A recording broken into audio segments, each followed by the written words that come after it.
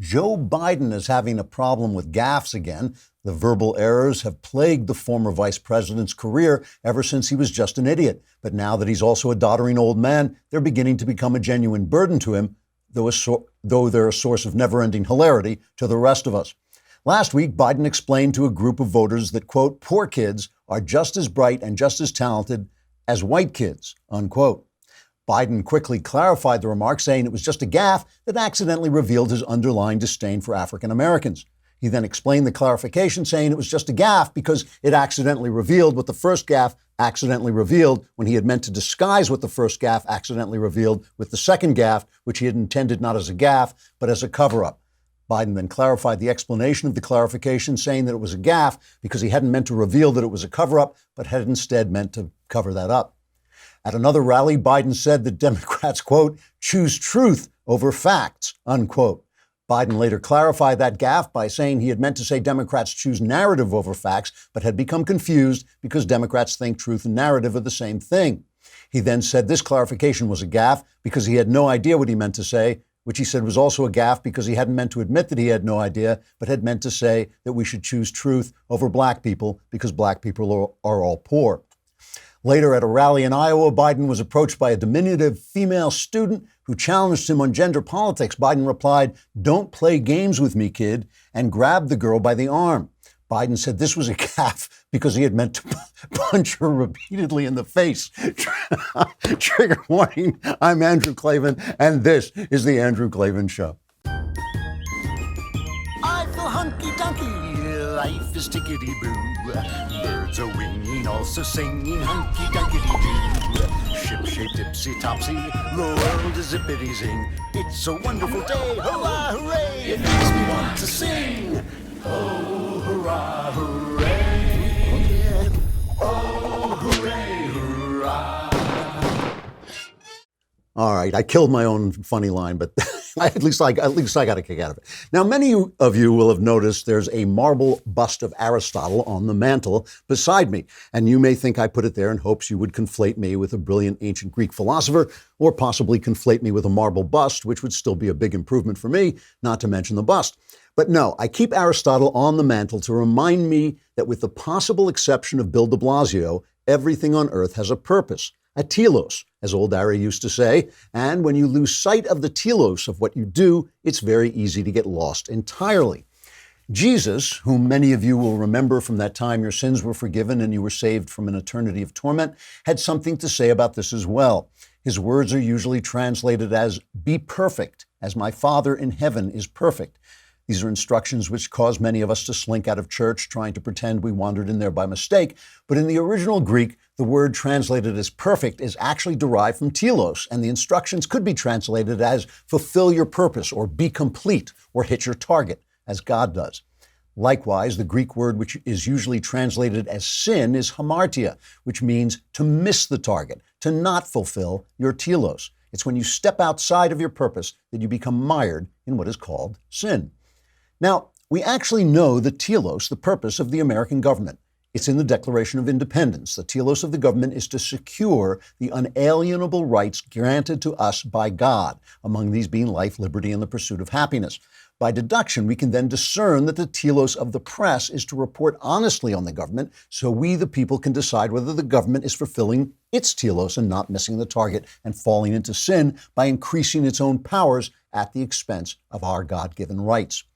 But when the media itself falls into sin, when the media itself forgets its telos and instead of reporting something resembling the facts, simply tries to sell us its political point of view, we lose our eyes and ears on the government and are plunged into darkness. We can't form an impression of what's going on. We can't correct the government's errors. We can't even ascertain what's happening in the world around us. And that, to me, is the first and foremost of the problems we're facing today. It's the problem that makes every other problem we have worse. The press has lost its way. Journalists have forgotten their telos, and it's going to be very difficult for the rest of us to find our way without them. All right, let's talk First, before we get started, about Boll and Branch sheets. I love my Boll and Branch sheets for the simple reason that I never go to sleep and I need to be comfortable. You'll like the Boll and Branch because they're so comfortable. They'll help you get to sleep. Me, I like them because while I'm wide awake, I can say, nice sheets. Boll and Branch are unique because each sheet is crafted from 100% organic cotton. That means Boll and Branch sheets not only feel incredible, they look amazing. And since Boll and Branch sells exclusively online, you don't pay expensive retail markup. That's half the price, and you get twice the quality. You will love these sheets. Try them for 30 nights and see for yourself. If you're not impressed, return them for a full refund. They really are comfortable and they're beautiful. There's nothing to complain about. And like I said, I'm with them all night long, so I know all about it. Go to bollandbranch.com today and you get $50 off your first set of sheets plus free shipping in the U.S. when you use the promo code Klavan. That's $50 off plus free U.S. shipping right now at bollandbranch.com, spelled B-O-L-L and branch.com, promo code Klavan. Bollandbranch.com, promo code Klavan. That's for when you're lying awake asking yourself the big questions, like how do you spell Klavan? It's K-L-A-V-A-N. Do not forget, also, while you're lying awake in your beautiful sheets, do not forget that tomorrow is the mailbag. That's, you can tell that tomorrow is the mailbag because women are screaming. As you walk down the street, women, everywhere you go, women are screaming. That should remind you to go to dailywire.com, hit the podcast button, hit the Andrew Klavan podcast. On the Andrew Klavan podcast, there is a little mailbag symbol. Hit that. And if you're a subscriber for a lousy, whatever it is, $9.99 a month, $10 a month, or $100 for the year. If you are a subscriber, you can ask me anything you want. Ask me about religion, ask me about your personal life, ask me about politics. All my answers are guaranteed 100% correct. That's what the money is for. The money ensures that all my answers are 100% correct and will change your life, sometimes for the better. Other times, you're just out $100. But it's worth it. So come on over, get your questions in. Mailbag is tomorrow. Let us start this discussion about the press losing its purpose by going back to the Epstein case. And let's update you. I mean, if you haven't been paying attention, what we have now, a lot of this is source material. A lot of it is not officially released. But apparently, we were talking yesterday about the fact that there was supposed to be he was supposed to have a cellmate even after suicide watch was taken off him. He was supposed to have a cellmate to make sure he didn't commit suicide and have some company, which would keep him from getting depressed and so on. But just shortly before he killed himself, shortly before he turned up dead, his cellmate was sent away. We don't know where, and we're not sure whether it was the night before, just a couple of hours before, but the evidence was a short time before Epstein then hanged himself. The ME is saying the ME has not turned in her full report. She's still waiting for some information, but the initial reports, again, some of this is sourced, is that he hanged himself with a bed sheet by tying it around his neck, tying it, I guess, to the upper bunk of the bed, and then kneeling down and strangling himself that way. Unbelievable and unbelievably suspicious. And, you know, if it's incompetent, it's incompetence at a level that excites suspicion. I don't see how you can not think when the guy this powerful, with this much dirt on people, who had told people who had dirt, who had said that he might turn evidence to reduce his sentence. I don't know how people can keep from being suspicious. I mean, every article about conspiracy theories is all about, oh, there's no proof. But listen, there's circumstantial evidence that something went terribly, terribly wrong at this federally run prison. The Attorney General, Bill Barr, he was giving a speech and he went off on the whole thing and said that the story is not over. This is cut number 1. I was appalled, and indeed the whole department was, and frankly, angry to learn of the MCC's failure to adequately secure this prisoner. We are now learning of serious irregularities at this facility that are deeply concerning and demand a thorough investigation. The FBI and the Office of Inspector General are doing just that. We will get to the bottom of what happened, and there will be accountability. But let me assure you that this case will continue on against anyone who was complicit with Epstein. Any co-conspirators should not rest easy. The victims deserve justice, and they will get it.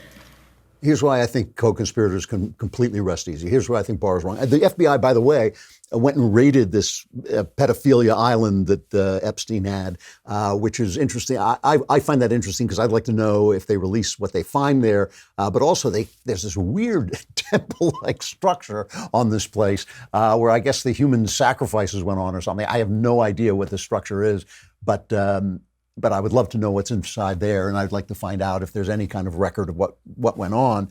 So there may be all this information coming out, but here's the reason I'm very skeptical. I am very skeptical. You know, I've often said that assassination is a very effective technique. You know, you assassinate Martin Luther King, you essentially end the movement. You end the movement. After that, it's all just people yelling at each other and screaming racism, racism, racism. You know, it's like when you kill people, when you kill Abraham Lincoln, you kill intelligent reconstruction. When you kill people, it's very effective. And I think that the end of Jeffrey Epstein is, in fact, going to be the end of this case. And one of the reasons is like he talks about co-conspirators, but what does he mean? Nobody knows where, what's her name, Maxwell is, Ghislaine Maxwell is. I don't know where she's gone. She's the one person who is accused of having procured women and used the women herself and trained them into this life of being pimped around to rich and famous people.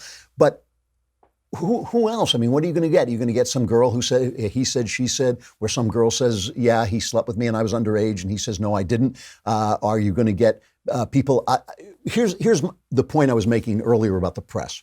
Let's say some woman comes out and says, oh, you know, Donald Trump slept with me, right? Donald Trump slept with me. I was 13, I was 14. And yeah, there was it was a threesome, and then there were Russian whores coming in and urinating on the, whatever. She comes out and says, that person, we know for a fact, because they've done it before and we know they'll do it again, that person will be on TV 24/7. We will start to hear feminists coming out saying, oh, believe all women. You can't disbelieve her because she's a woman and she's saying something. And look at that. We've seen them do this. We saw them do this already with Kavanaugh. Because the press is corrupt, they have no power. It's the press that cried wolf. It's the media that cried wolf. They have no power to convince us of anything. If we're Trump partisans, we won't believe it. If you're a Clinton partisan, you won't believe it. They have no power to convince us of anything because they have lost the purpose of what they do. They have lied. It really is, they were always biased. They were, even back in the old days when there were only three networks, ABC, NBC, and CBS, they were still biased to the left. But there was more of a consensus in the country. It was a middle-right country. To have a middle-left press was not so bad. We understood they were middle-left. There were still some reporters, substantial reporters, who had a slightly right-wing leaning, bias, while the others had this left-wing leaning bias. It simply wasn't as bad. And there was kind of agreement in the country. Now the country is in complete disarray in terms of its consensus. We have no consensus. That consensus is shattered. We are truly, truly endangered by the left, while the left is telling us we're endangered by 15 guys with tiki torches and swastikas who really present no danger unless one of them goes crazy and has a gun. So this got worse and worse, but it was really when Obama became president and he had this golden fact about him that his skin happened to be brown, so he was untouchable, and anyone who said anything about him was a racist. And they just completely ignored his abuses of power. They even ignored his abuses of the press, right? This is like, he had people who came out and said, oh yeah, we lied to the press about Iran. We lied to the press because they didn't know anything. We know Politico found this out. We know that he shut down drug investigations in America to keep his Iran deal going because Iran was behind some of the drug sales that were going on. All this stuff they just ignored. And so they lost our trust. And so now when Trump comes along, and Trump, who is a flawed guy, a flawed conveyor of our message, who says lots of things he shouldn't say, and he hasn't, to my mind, he hasn't done that much he shouldn't do, but he does have a big mouth, and the mouth of the president, what the president says is important. We don't care. They have lost their power because they have lost their purpose. They have lost their telos, so they don't mean anything to us. And that, how else can it be? And, a lot of us didn't like defending George W. Bush when we thought he was doing the wrong thing, but we defended him because the press was calling him racist all the time, and he wasn't a racist not in the least. And so now when they come out and call Trump racist, and we think I think sometimes he says stuff that's insensitive, sometimes he could say things differently, sometimes he could take more care about what he says as president of the United States.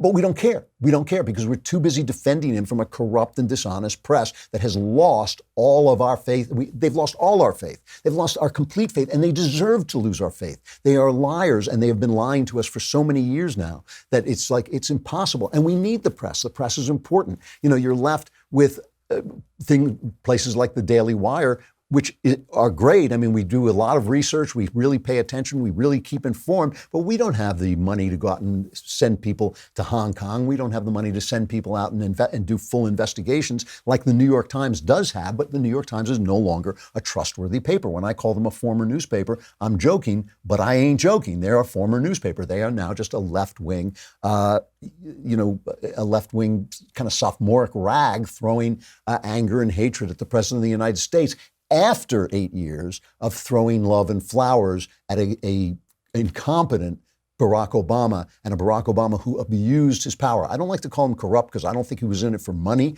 or anything like that, but as he realized that the press would not touch him, as he realized, he was like Henry VIII, as he realized that nobody could touch him, he just got more and more abusive of his powers. Barton Swaim writes about this in the Wall Street Journal, very good columnist for the Journal.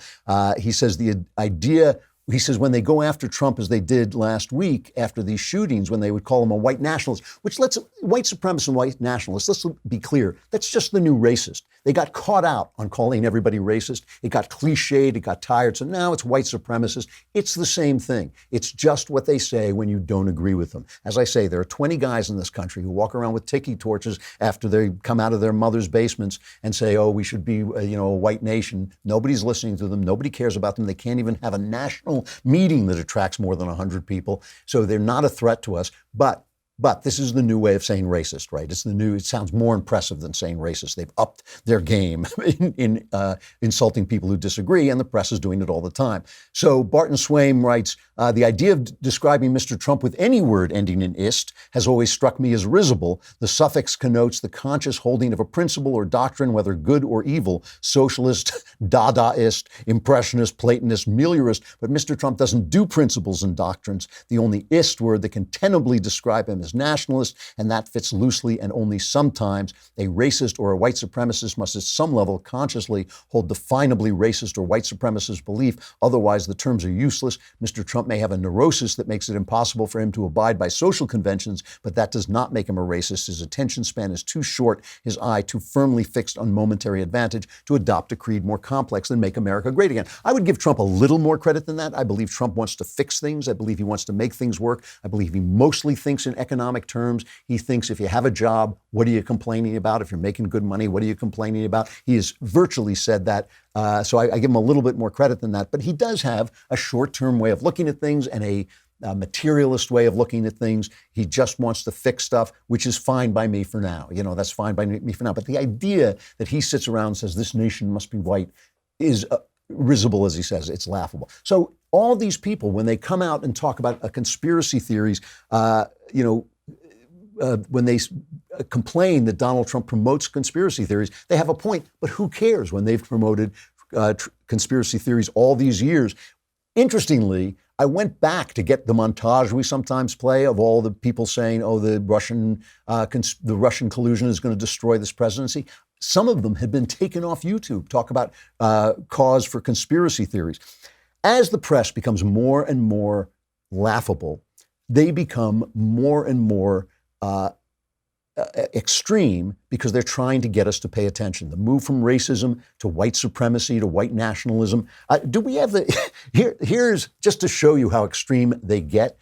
Here's a montage that we put together from the Newsbusters website. It is MSNBC. It is their most extreme people. But let's face it, this is the press, and MSNBC is just an arm of NBC at this point. So play cut 4. There's so many stunning parallels to what Hitler was doing in the early 30s. Once again, I'm not saying Trump is going to slaughter 6 million Jews. Many tendencies like Adolf Hitler. This is a man with Nazi tendencies. I'm not going to use the word fascist anymore. That's a president, actually, from his Nuremberg rally from last night. When is the time to start saying, well, does this look like Germany in 1932? This is about a political party now that has embraced the racial ideology of David Duke. Donald Trump is your, racist Uncle Jerry that's sitting around screaming about Japan and China ruining America. But not since Woodrow Wilson showed Birth of a Nation in the White House has an American president been so flagrant in his racial messaging as this one. Most columnists wisely resolve is don't bring out the Hitler Germany analogy. You never use that. But we're getting close. The interesting thing about this, about the Hitler thing, is there's no analogy. There's zero analogy. There's zero analogy with Adolf Hitler. Adolf Hitler wrote a book saying, I'm going to take over all these countries. I'm going to kill all the Jews. I'm going to be a fascist leader. He carried out that plan. We knew exactly what he was. When has Donald Trump said anything except I want to make good deals? What are his books about? I want to make good deals. Within a year of Hitler taking power, all other political parties were outlawed. The press was gone, everything. But then a year, what if these guys are so oppressed? How come they're saying that and they're not being carted away? I mean, that would be, that's the one guy that nobody ever called an oppressive dictator was Hitler. Why? Because he killed you if you did, right? So the way you know that you're not under an oppressive dictator is if you're on TV calling people an oppressive dictator and nothing has happened. So they become more extreme because we're not paying attention. And because they're extreme, we're not paying attention. So we're in this kind of vicious cycle where the press is spiraling down into complete irrelevance. And we need the press. We need the press, but they're not there anymore. They're not doing their job. So I am not surprised at all what happened with Chris Cuomo yesterday, although it's appalling, it is not surprising at all. If you are going in and you're supposed to be a big deal and they're pointing a camera at you and you're wearing your tie and you're saying your serious things to people and nobody's paying attention anymore, and at this point CNN is watched by 3 guys who are stuck because their flight to Tacoma was delayed. That's where you watch CNN in the airport because you have to. If that went away, if the bundling went away from cable TV, they would have Bill de Blasio's following 0 people, all right? So a guy, Rush Limbaugh, I thought I came up with calling Cuomo Fredo, but it was Rush Limbaugh. I concede the point. He was way before me on this. Some people accuse me of taking things from other people. I almost never do, but Rush did get this first. He calls him Fredo, which is very, very appropriate. Why? Because Fredo is the dumb brother in The Godfather. So he's from a big, powerful Italian family like Chris Cuomo, and he's the dumb guy. So some guy comes up to him and pretends that he thinks his name is really Fredo, and Chris Cuomo just goes off, and it was all caught on video. Here it is. I can handle things. I'm smart. Not like everybody says. Like dumb. I'm smart, and I want respect. So that was that Cuomo? That was Cuomo, right? Or was that Fredo? Or was that, maybe it was Cuomo? I'm not sure anymore. Let's play the other one. This one is either Cuomo, in fact, going after this guy, or it's another scene from The Godfather. I thought that's who you were. No, punk bitches from the right call me Fredo. My name is Chris Cuomo. I'm an anchor on CNN. You're much. Fredo is from The Godfather. He was that weak brother. Isn't that your and brother? And they use it as an Italian aspersion. Any of you Italian? Are you Italian? It's a fucking insult to your people. It's an insult to your fucking people. It's like the N-word for us. Wow. Is that a cool thing? You're a much more reasonable guy in person than you seem to be on television. Yeah, but if you want to play, then we'll play. If you've got something you want to say about what I do on television, then say it. But don't fall me. Hey, listen. What? I don't want any problems. Yeah, you're going to have a big fucking problem. What's the problem? It's a little different on TV. Don't insult me like that. I didn't insult you. You call me Fredo. It's like I call you punk. You like that? You want that to be your nickname? I didn't call you that. You called me Fredo. You know my name's not Fredo. I thought your name was. You did not think my name was Fredo. Don't be a liar. You want to be a man, stand up like a man. I'm standing up, man. You want to be a man, I'm here. Then f***ing own it. Then own what you said. Hey. Then own what you said. Listen, man, I don't have a problem with you, man. You're going to have a problem. What? What are you going to do about it? I'll f***ing ruin you. I'll throw you down these stairs like a f***ing punk. So CNN defended him. That's actually indefensible. It is indefensible to have your employee go out and threaten to throw somebody down a flight of stairs. That's indefensible to have a public figure do that, especially a guy who's in the news business. He's doing it because they've lost, he's irrelevant. He's doing it because they go, listen, it's hard work coming on and doing commentary. It's hard work coming on and doing reporting. But when you have become a laughing stock, He is Fredo. I mean, he's a laughingstock. When you've become a laughingstock, it's aggravating. He's angry. He's angry. And then Trump then goes after Trump. The one thing you got to say about Trump is he has got unerring instincts for insulting people. He sends out a tweet and says, would Chris Cuomo be given a red flag for his recent rant? In other words, he says filthy language and a total loss of control. He shouldn't be allowed to have any weapon. He's nuts. So he's going after these supposed red flag laws that they want to get people to, get crazy people not to get their hands on guns. He's saying how easy it would be to call somebody crazy. He should not have been defended by CNN. They should suspend him. I mean, that really, you cannot have your people threatening the public when you're basically there to communicate with the public, threatening the public, throw them down a flight of stairs. Cuomo comes out and says, appreciate all the support, but truth is I should be better than the guys baiting me. This happens all the time these days, often in front of my family. But there is a lesson, no need to add to the ugliness. I should be better than what I oppose. But I mean, really, it's just irrelevance that you're saying. It's a guy going to work every day and doing a job that no longer means anything because they have lost the reason for doing it. And, let me get a little more serious about this and just show you that they've lost the way. And again, this is part of the love for, it's following people instead of ideas. It's attaching your wagon to the star of human beings instead of to the star of ideas. They attached their wagon to Obama. He was incompetent because his ideas didn't work. He's not a stupid man, obviously, Barack Obama. His ideas didn't work. He lived in this bubble of the left. He lived in this kind of professorial, academic, activist bubble. And he never got a chance to try his ideas. And when he did, the Middle East went up in flames. The economy sagged. Even though the economy was recovering, it should have been bouncing. It should have been doing what it's doing now, which is skyrocketing with people being hired in the local level all over the place.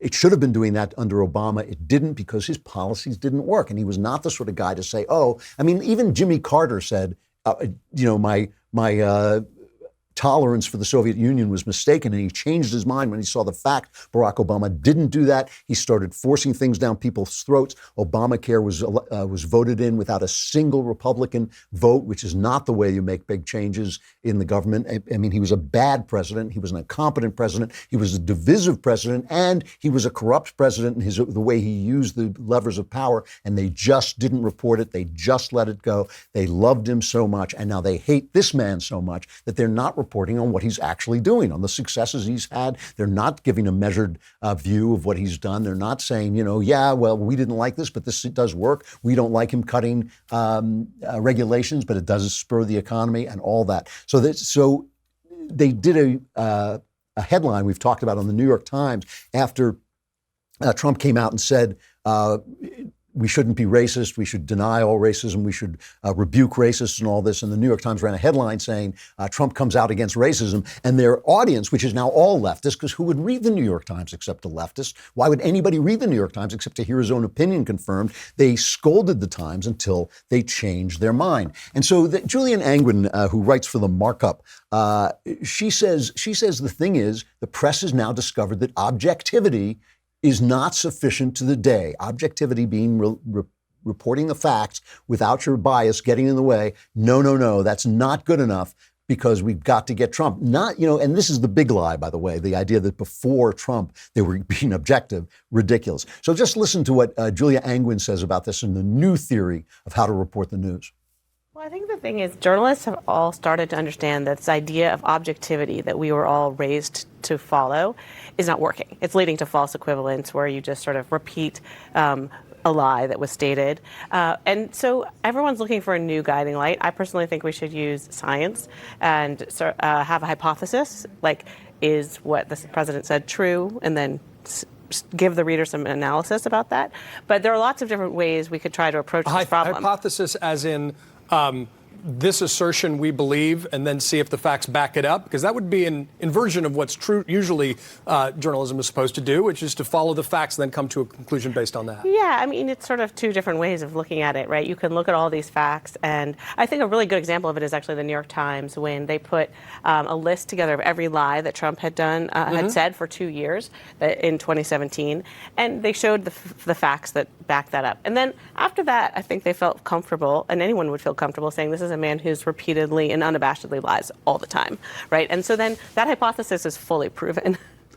So there's a lady, a living proof that the media has lost its way, that the media has lost its telos, it's lost its purpose. Its purpose is not scientific. It is always a mistake to apply science to things that are not applicable to science. Science is a brilliant, brilliant tool for understanding the material world, but that's not what we're dealing with here. We're dealing with politics and people and insights, and that cannot be dealt with scientifically. And what she's saying is form your hypothesis first, which is the way scientists work, and then see if the facts fit the case. And of course, that doesn't work because the narrative is always going to prove itself. The left-wing narrative is always going to prove itself, and who at the New York Times is going to turn to you and say, you know what, you're a left-winger, and so the left-wing narrative is proving itself. They have lost their way. Their way is to acquire the facts and let us find the narrative. It's to let us find the narrative. And because they've done that, they've become irrelevant. Because they've become irrelevant, they've become extremist and furious. And Chris Cuomo, Fredo, is an example of who they are, that fury that came out we saw last week when they essentially accused Donald Trump of being responsible for the murders that took place in El Paso. The New York Times is saying that it's our fault. It's the fault of commentators. They get more and more extreme as we listen to them less and less. And as they get more and more extreme, we listen to them less and less. And it's a shame because we need the press. We have Sebastian Gorka coming up in just a second, but come over to dailywire.com and subscribe. And thereby, you will be able to be in tomorrow's mailbag and ask all your questions, get all your answers. All your problems will be solved for a lousy $100 a year. Where else do you get a deal like that? Come over to dailywire.com.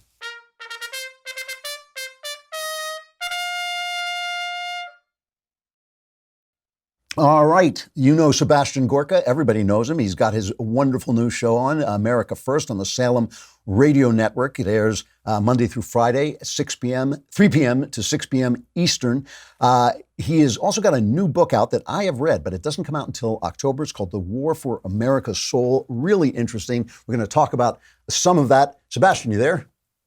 Yes, I am, Drew. Great to be with you. It's always great talking to you. This has been such an...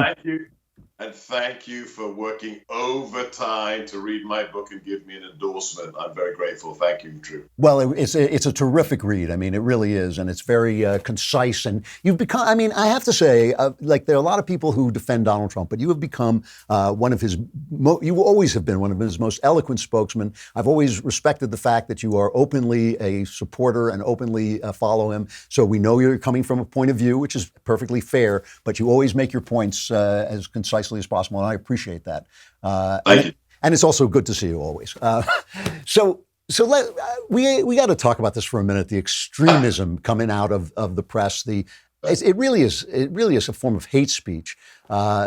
Basically saying that Donald Trump, there's some connection between Donald Trump and the killings in El Paso. The killings in Dayton, of course, didn't take place, and the killings in Chicago didn't take place. But El Paso is the only one that happened, and it's all Trump's fault. Is there any way back from this? You know, that's the question. Just as a human being, if you take politics out of it, that's the question I find myself asking myself most often is where do we go from here? I heard Rush Limbaugh yesterday say, in the last 3 years, if you believed in making America great again, you were a racist, then you were a nationalist, then you were a white nationalist, then you were a white supremacist, then you became a fascist, and now it's just a Nazi. I mean, if you voted for Donald Trump, you are the same as the person who put Jews into the death camps, into the ovens. And Rush asked, where do they go from here? Yeah. There is nowhere to go. And look, Rush is Rush, and we owe him a great debt of gratitude, including Fredo Cuomo and everything else. But I had Ari Fleischer on my show on America First last week, and Ari Fleischer is he's on Twitter, and he's one of the most measured people out there, Drew. I mean, there's no tweet I've ever seen of Ari's where you think, that dude should have just counted to 10 before he pressed send. You know, some people need to count to 10. And I asked Ari the same question. I said, is this ever going to fix itself? Is the rampant lying of the left and the media ever going to get better? Drew, Ari Fleischer, the level-headed former press secretary for the White House, said, no, Sebastian. right? If Ari says that, we are in trouble. It's done. It's done. I mean, they have to be, really, I think they have to be replaced. We have to have a media that... well, they have to crash. I mean, look, Yeah. they have to, the market forces have to cause the collapse. And look at CNN. Let's look at Fredo. This is what we shouldn't be talking about CNN. When I was in the White House, when we got requests to be on media, the booking staff, we had a great crew of ladies who ran the booking room, had a whiteboard which ranked the TV shows in America. Because if you had a bigger audience, they prioritized, Gawker going on that show over another one. And I went in the first day and I looked at the whiteboard and I said, hey, are there some zeros missing at the end? And they said, no, those are the Nielsen figures for national cable shows. Now, Drew, think about this. Sean and Tucker crush it. They've been crushing it for years. Their maximal audience, the biggest audience we had on Sean's show was when he invited me out to the Singapore summit, remember, for North Korea? Yeah. We had 5 million viewers. CNN on a good night, gets 600,000. I've done the math. That's 0.28% of the population. Yeah. This is, who cares about CNN? They're utterly irrelevant. Rush Limbaugh has 24 million listeners. We own the media, but we don't behave as if we own it. My little show, my guys were doing the math as I was on air because we broadcasted on YouTube Live, America First, and my guy in the break says, they're broadcasting the Democrat candidates at the Iowa Fair at the same time as my show. My little show had 30 times the audience of the Democrat candidates in Iowa. And you go, let's just behave as if we control the culture, because we always were moaning about losing the culture war. CNN is irrelevant. The New York Times is irrelevant. If Bezos didn't keep these things alive as pet vanity projects, they wouldn't be lining the bottom of bird cages, Drew. Yeah, there's a lot of truth to that, and there is a difference between us. I mean, we are openly biased and conservative. I have a conservative bias. That's what I'm here to sell. Whereas the New York Times used to be. But you're honest. You're honest. Yes, yeah. The New York Times used to be a newspaper. A little honesty goes a long way. Listen, there's something else though I want to ask you about. I mean, you write in The War for America's Soul. You write about the failure, a bipartisan failure, a bipartisan betrayal, you call it, which is pretty harsh language. Talk about that for a minute. What do you mean by that? I don't read. I only read history books, strategy books, and the odd Terry Pratchett and the odd Another Kingdom. I have no time for autobiographies. I made one exception in my life in the last 10 years. I read Hillbilly Elegy. And my chapter in A War for America's Soul is my cultural and political interpretation of what J.D. Vance did in that book. And it was an incredible explication of the bipartisan, the GOP and the Democrat betrayal of the American people. Because since Reagan, all we have seen is a political elite get elected, betray the promises they made to the American people, and then outsource everything to a point at which, and this, you got to give it to Steve Bannon. He nailed it here when he said the elites in Washington decided that the future of America is managed redundancy. It's managed decline. We're no longer going to be the great nation in the world. China, Brazil, everybody else is rising. India, and we're gonna manage our collapse. Bollocks. That's the technical word for that, is bollocks.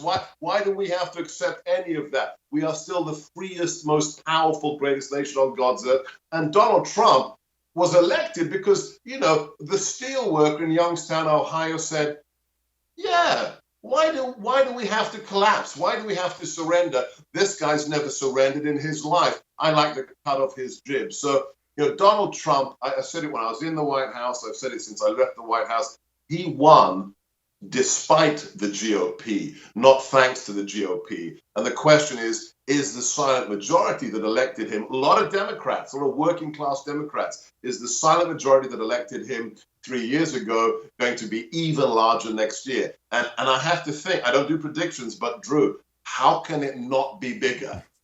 The thing that makes me worry about him is the mouth. I mean, I never But talk. that's why he got elected. I get it. But that seems to me to be a bit of a dilemma, that he got elected because of his mouth.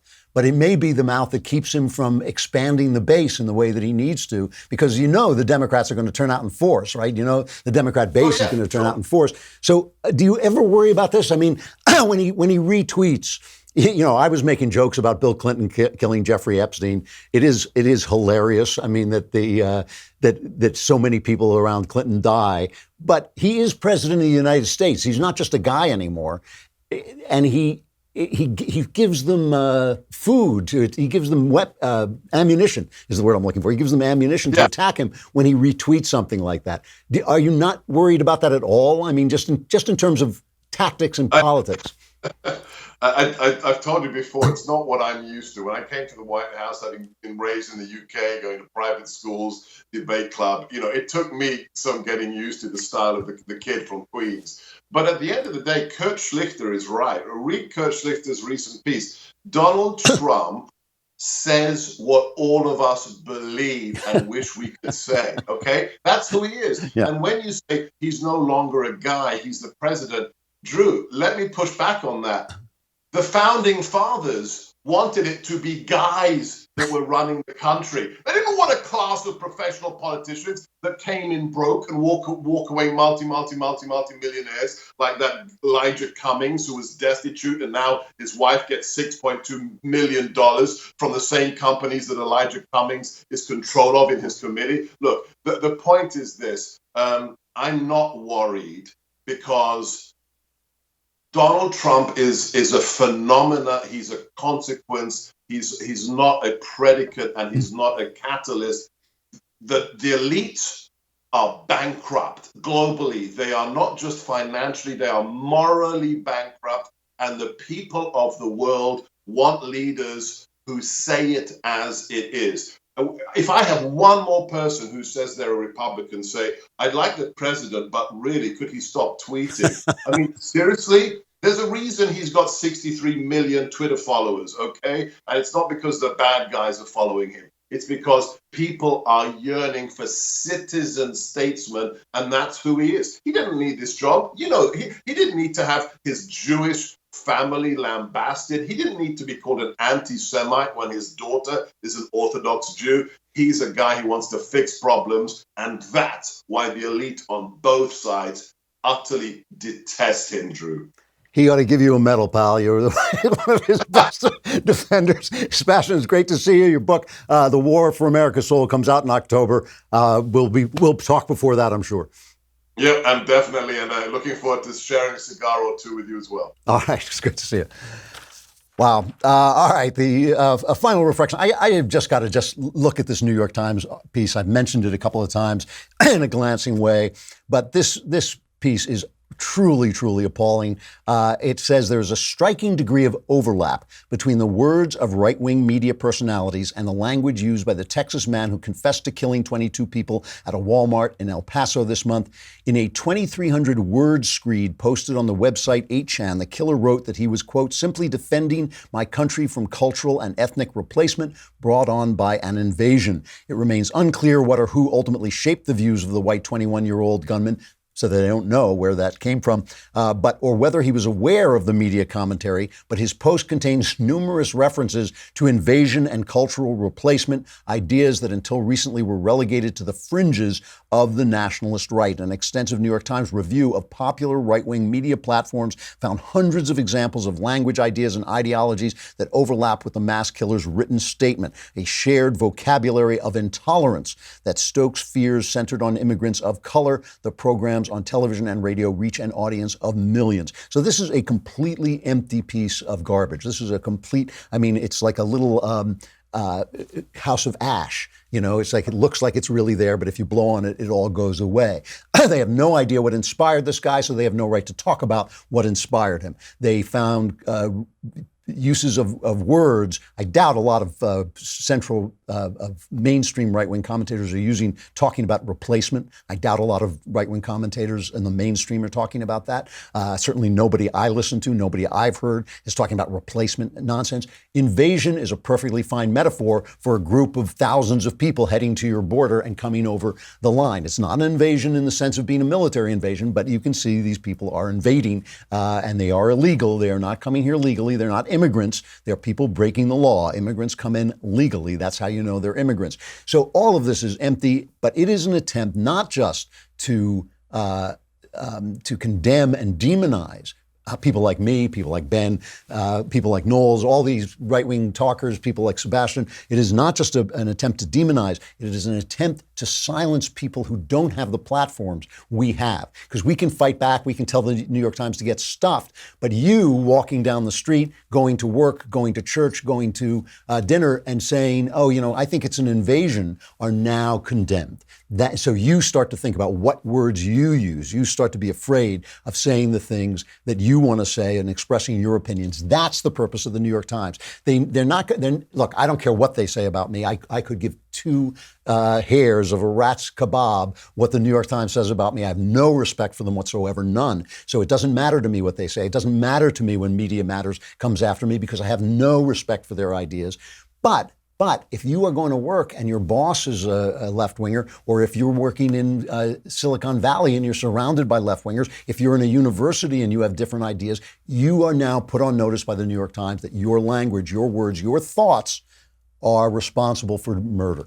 That's the point. The point is, remember, I'm protected by the First Amendment, but you may not be protected by the First Amendment, and that's the problem. That's the person they're going after, is not the guy with the microphone. It's the guy without one. It's the guy who just wants to speak his mind.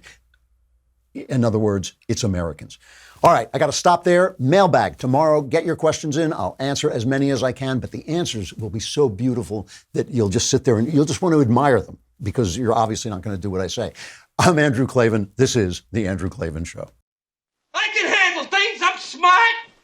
Not like everybody says. Like dumb. I'm smart and I want to say. Oh, hooray, hurrah. The Andrew Klavan Show is produced by Austin Stevens and directed by Mike Joyner. Executive producer, Jeremy Boring. Senior producer, Jonathan Hay. And our supervising producers are Mathis Glover and Robert Sterling. Edited by Adam Sayevitz. Audio is mixed by Mike Cormina. Hair and makeup is by Jesua Alvera. Animations are by Cynthia Angulo. And our production assistant is Nick Sheehan. The Andrew Klavan Show is a Daily Wire production. Copyright Daily Wire 2019. On the Matt Walsh Show, we're not just discussing politics. We're talking culture, faith, family, all of the things that are really important to you. So come join the conversation.